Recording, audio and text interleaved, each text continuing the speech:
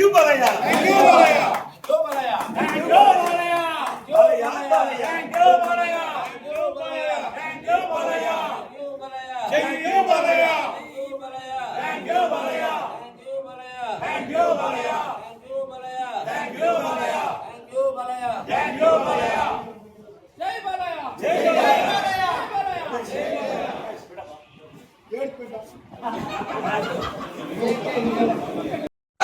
మనందరి ప్రియతమ శాసనసభ్యులు లెజెండ్ పద్మభూషణ్ నందమూరి బాలకృష్ణ గారు హిందూపురం పట్టణాభివృద్ధి కోసం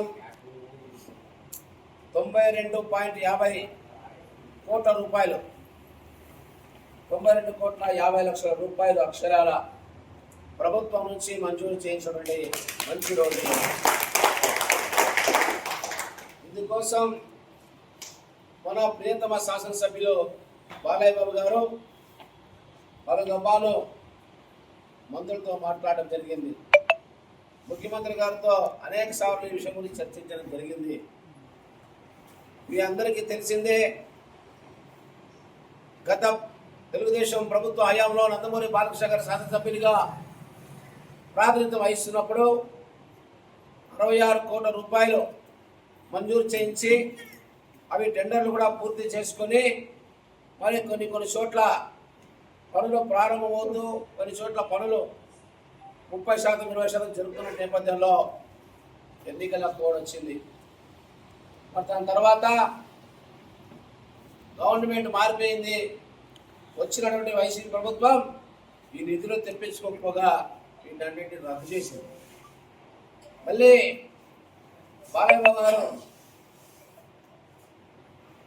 2024 ఎన్నికల్లో హామీ ఇస్తూ గతంలో ఆగిపోయి ఉన్నటువంటి 66 కోట్ల రూపాయలు కూడా ఖచ్చితంగా మన ప్రభుత్వం వస్తే తప్పకుండా మంజూరు చేయిస్తానని ఎన్నికల హామీ ఇచ్చారు.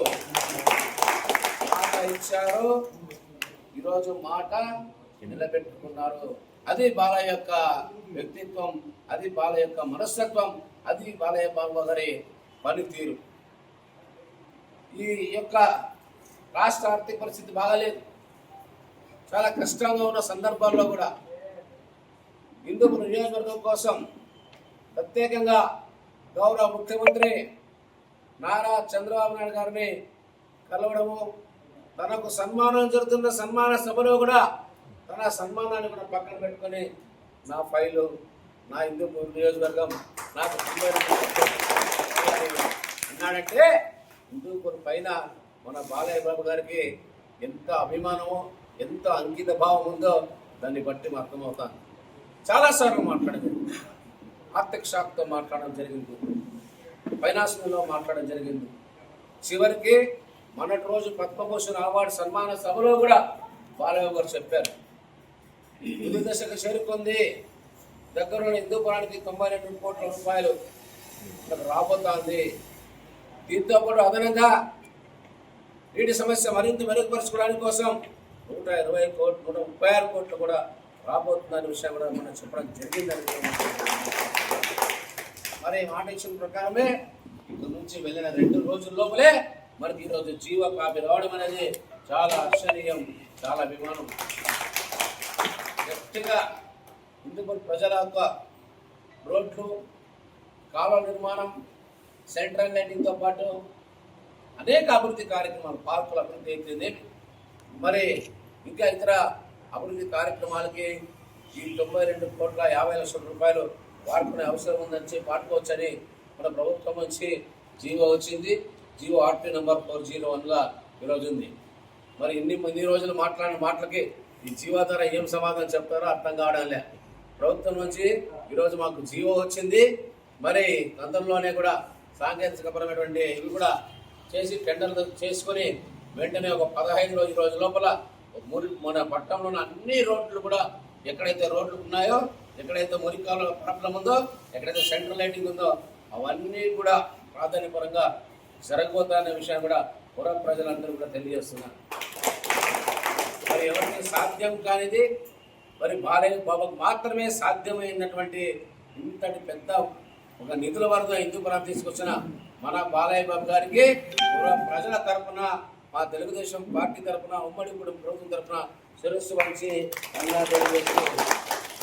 Thanks Balayya, thanks Balayya, thanks Balayya. ఎన్ని కృతజ్ఞతలు చెప్పిన బాలయ్య బాబు గారు తక్కువే. కాబట్టి నందమూరి బాలకృష్ణ గారు ఉంటున్నంత వరకు కూడా హిందూపురం నియోజకవర్గం అభివృద్ధిలో పరుగులు పెడిపోతుంది. దగ్గరలో మీరంతా చూడబోతున్నారు. భవిష్యత్తులో ఇవే కాదు, 136 కోట్లు ఒకటి హౌడా నుంచి మళ్ళా మొదలంగా ఆర్ఎస్ రోడ్ నిర్మాణానికి ఓ 15 కోట్ల రూపాయలు మంజూరు అవుతుంది. దీంతో పాటు కుట్టం కోనేరు హౌడా నుంచి 1,50,00,000 రూపాయలు కూడా మంజూరైన విషయాన్ని కూడా మీకు తెలియజేస్తా ఉన్నాను. మరి వీటితో పాటు సూరమ్మకుంట కూడా ఒక మంచి పర్యటన కేంద్రంగా మార్చాలని చెప్పేసి ఆహ్లాదకరమైన వాతావరణం ఇవ్వాలని కూడా అక్కడ కూడా మాట్లాడి దానికి కూడా 10 కోట్ల రూపాయలు మంజూరు చేసే అవకాశం ఉందని కూడా మీ అందరూ తెలియజేస్తూ ఇంత రోజులు ఎదురు చూస్తున్నారు. పట్టణ ప్రజలకు చెప్తూనే ఉన్నాం, దగ్గరలో రోడ్లు అవుతాయి, కాలువలు అవుతాయి, అన్ని పనులు అయిపోతాయని చెప్పాము.